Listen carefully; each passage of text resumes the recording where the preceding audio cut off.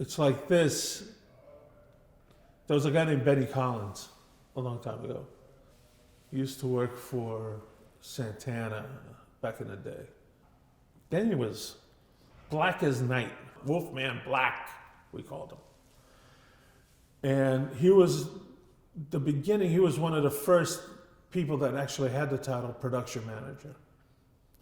And he was the production manager of the whitest band in history, Journey. He became Michael Jackson's production manager and all this. But Benny Collins, a pioneer, the late, great Benny Collins, one of the greatest people. The first time I met him, this thing about, we took that very seriously. I took it very seriously, being like this. You know, the idea that the preconceptions were out there.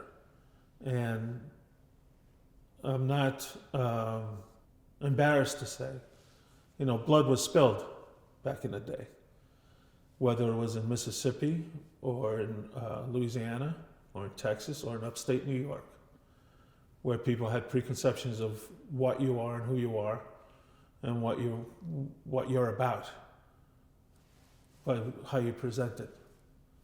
And I refused to succumb to that. And I fought it. I've been fighting it all my life. I will not take that lightly, you know, because it's my name, because that's who I am. And this business has grown and has embraced that. Let's not forget this. The music that we listen to, everything that we listen to, goes back to Africa. It started there, here. It ended up in Congo Square in New Orleans, when the slaves down there could have one day off. And they would all gather in Congo Square, and they would sing and make music and play drums. And in the Caribbean, which was the first stop in the slave trade here in the Western world. You know, there's a lot of history and a lot of music. Rock and roll came from there. Jazz, the two forms of art, two things that America has given the world. Jazz, rock and roll, the blues, and bourbon. Thank you, bourbon.